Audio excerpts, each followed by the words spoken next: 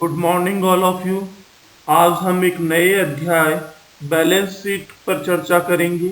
Balance sheet किसी भी company के वित्तीय विवरणों में सबसे महत्वपूर्ण वित्तीय विवरण है। कंपनी अधिनियम में हुए परिवर्तनों के आधार पर बैलेंस शीट के प्रारूप में भी कुछ परिवर्तन हुए और उन्हीं के आधार पर नई बैलेंस शीट वर्टिकल फॉर्मेट में प्रिपेयर होने लगी है। इस वर्टिकल फॉर्मेट की बैलेंस शीट की आज हम चर्चा करेंगे। बैलेंस शीट किसी निश्चित तिथि पर एक व्यवसाय की वित्तीय स्थिति का विवरण है, जिसमें उसकी संपत्तियां, दायित्व, पूंजी, संचय एवं अन्य खातों की शेष को उसकी पुस्तक मूल्य पर दर्शाया जाता है। बैलेंस शीट किसी निश्चित तिथि पर व्यवसाय की वित्तीय स्थिति का आंसू चित्र है, यानी व्यवसाय जिस प्रकार का चल रहा है या जिस प्रकार की उसकी सेहत है, बिल्कुल उसी को उसी रूप में प्रस्तुत कर देने वाला चित्र बैलेंस शीट के रूप में हम यहाँ देखते हैं। और बैलेंस शीट के द्वारा 3 महत्वपूर्ण कार्यों को संपादित किया जाता है। पहला, संस्था की स्थिति की जानकारी प्रदान करना। दूसरा, संस्था की तरलता की स्थिति की जानकारी प्रदान करना। और तीसरा, संस्था की शोधन क्षमता की जानकारी की प्रदान करना। तो ये 3 महत्वपूर्ण कार्य बैलेंस शीट के द्वारा किए जाते हैं। कंपनी अधिनियम 2013 की अनुसूची 3 भाग 1 के अनुसार बैलेंस शीट वर्टिकल फॉर्मेट में प्रस्तुत की जानी चाहिए। इसमें संपत्ति जो होगी वो नीचे और जो दायित्व होंगे वो ऊपर दर्शाए जाते हैं। इसमें चालू वर्ष के आंकड़ों के साथ साथ गत वर्ष के आंकड़ों को भी दर्शाया जाता है। कंपनी अधिनियम 2013 में जो बैलेंस शीट का नया प्रारूप दिया गया है, उसमें इक्विटी एंड लायबिलिटी को 4 भागों में बांटा गया है। इसमें पहला भाग शेयर होल्डर्स फंड का आता है। शेयर होल्डर्स फंड में 3 चीजें या 3 मदें सम्मिलित की जाती हैं। पहला शेयर कैपिटल, दूसरा रिजर्व्स एंड सरप्लस, तीसरा money received against share warrants. ये 3 चीजें इसके अंतर्गत सम्मिलित होती हैं। बैलेंस शीट के इक्विटी एंड लायबिलिटी साइड में जो दूसरा भाग है वो share application money pending allotment का आता है। कंपनी द्वारा अंश पत्र आवेदन से प्राप्त राशि, जिसके लिए अंश आवेदन किया जाना अभी शेष है, को हम share application money pending allotment के अंतर्गत सम्मिलित करते हैं।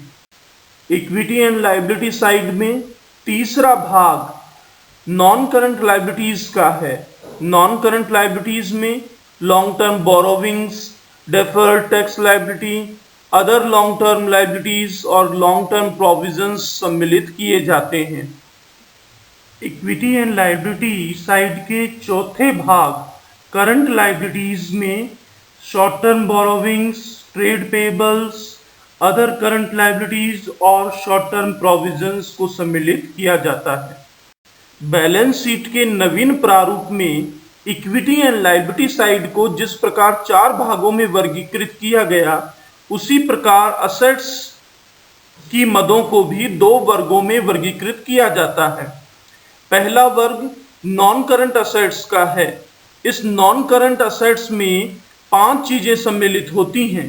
पहला फिक्स असेट्स, दूसरा नॉन करंट इन्वेस्टमेंट्स, तीसरा डेफर्ड टैक्स असेट्स, चौथा long term loan and advances और पांचवा other non current assets. Assets side का दूसरा भाग करंट असेट्स के रूप में प्रदर्शित किया जाता है। करंट असेट्स में current investments, inventory, trade receivables, cash and cash equivalents और short term loan and advances को सम्मिलित करते हैं। बैलेंस शीट के नवीन प्रारूप को यहाँ पर प्रदर्शित किया गया है। बैलेंस शीट का ये नवीन प्रारूप 2 हिस्सों में यहाँ दर्शाया गया है। पहले हिस्से में इक्विटी एंड लायबिलिटी साइड को दर्शाया है, जबकि दूसरे हिस्से में असेट साइड्स को दर्शाया है। यहाँ बैलेंस शीट जब प्रिपेयर होती है तो आप पहले बैलेंस शीट एज ऑन लिखते थे उसकी जगह अब आपको बैलेंस शीट एज एट लिखना होगा। और बैलेंस शीट को प्रिपेयर करने के लिए 4 कॉलम यहाँ प्रिपेयर करने होंगे।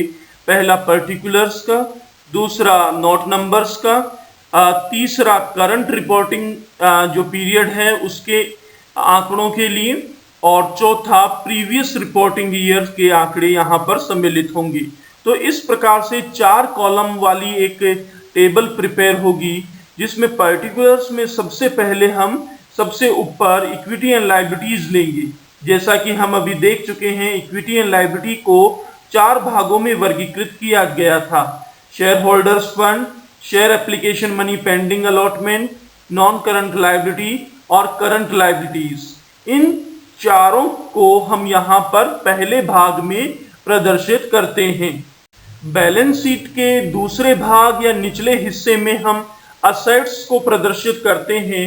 असेट्स में जैसा कि ऊपर बताया जा चुका है, 2 भागों में इसको वर्गीकृत हम करते हैं: नॉन करंट असेट्स और करंट असेट्स।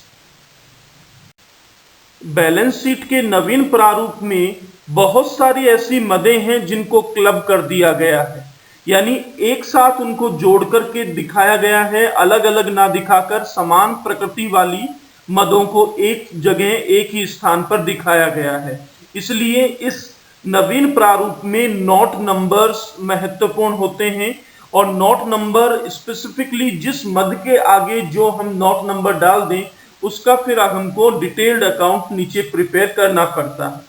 पहला यहाँ हम शेयर कैपिटल के संबंध में चर्चा करें तो शेयर कैपिटल के अंतर्गत 2 चीजें यहाँ पर सम्मिलित होंगी: इक्विटी शेयर कैपिटल और प्रेफरेंस शेयर कैपिटल। इन दोनों को जोड़ करके जो अमाउंट आएगा वही अमाउंट यहाँ हम बैलेंस शीट में शेयर कैपिटल मद में लिखेंगे। बैलेंस शीट के पुराने प्रारूप में रिजर्व एंड सरप्लस का हेड बहुत लंबा होता था और अलग अलग मदें हम वहां पर दर्शाया करते थे, लेकिन नवीन प्रारूप में केवल एक हेड रिजर्व एंड सरप्लस के रूप में हमें देखने को मिलता है। इस रिजर्व एंड सरप्लस हेड को हम कैलकुलेट करते समय बहुत सारी चीजों को इसमें इंक्लूड करते हैं, जिसमें capital reserve, capital redemption reserve, security premium reserve, debenture redemption reserves, revaluation reserves, share option outstanding reserves, other reserves, ये सभी सम्मिलित होते हैं और इन सभी का योग रिजर्व्स एंड सरप्लस के रूप में बैलेंस शीट में दर्शाया जाता है। जैसा कि आपको याद होगा कि बैलेंस शीट के पुराने प्रारूप में हम मॉर्गेज लोन, डिबेंचर्स, बॉन्ड्स, इनको अलग अलग मदों के रूप में दर्शाया करते थे, लेकिन अब नवीन प्रारूप में इन सभी को हम एक ही मद में लॉन्ग टर्म बोरोविंग्स के रूप में दर्शाते हैं। लॉन्ग टर्म बोरोविंग्स में bond and debentures, term loans, deposits, long term advances, long term borrowings, ये सभी चीजें इसके अंतर्गत सम्मिलित होती हैं।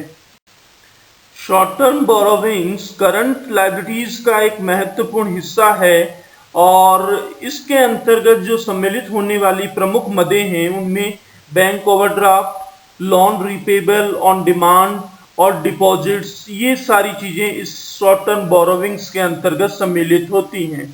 इनमें से बैंक ओवरड्राफ्ट और जो शॉर्ट टर्म डिपॉजिट्स, इनको हम पुरानी बैलेंस शीट में अलग अलग दिखाते आए हैं, लेकिन अब हम इन्हें एक साथ में जोड़ करके शॉर्ट टर्म बोरोविंग्स हेड में इनको दिखाना है।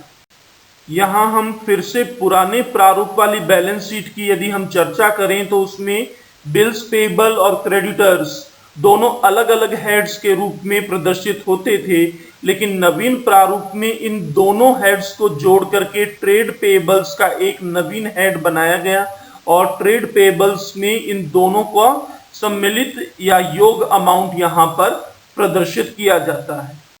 किसी भी व्यावसायिक संस्था को अपने कार्यों को संपादित करने में शॉर्ट टर्म में बहुत सारी चीज़ों के लिए प्रोविजंस करके रखने होते हैं।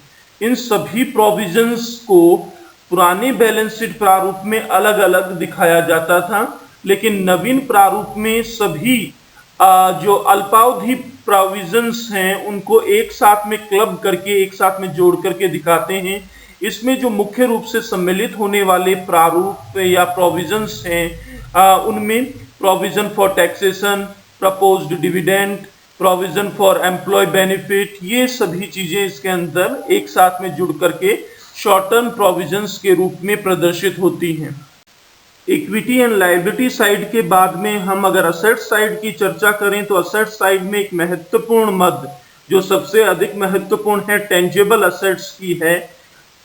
इस टेंजेबल असेट्स में वो सारी मदें जो दृश्यमान हैं वो सम्मिलित होती हैं, जिन्हें हम आज तक अलग अलग दिखाते रहे, वह पुनः एक साथ में जोड़ करके यहाँ पर दिखाई जाएंगी, जिसमें land, building, plant and equipments, furniture and fixtures, vehicles और ऑफिस इक्विपमेंट्स, ये सभी चीजें इसके अंतर्गत सम्मिलित होती हैं।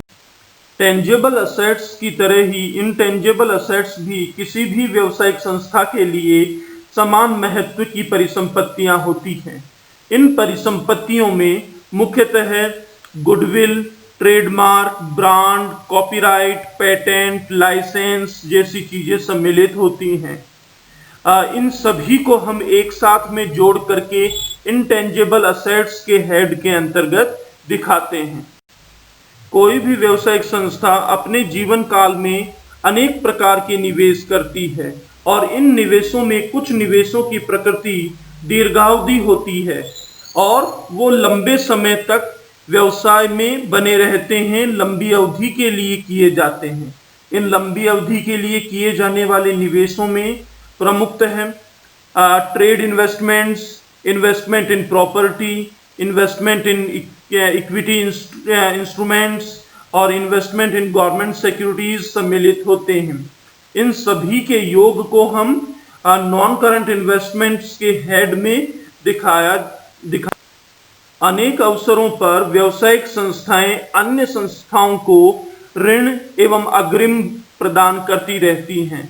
ये ऋण एवं अग्रिम जो दीर्घावधि प्रकृति के होते हैं, उन्हें हम long term loan and advances के रूप में, के मद के रूप में असेट साइड में दिखाते हैं। इसके अंदर कैपिटल एडवांसेस और सिक्योरिटी डिपॉजिट्स जैसी चीजें सम्मिलित होती हैं।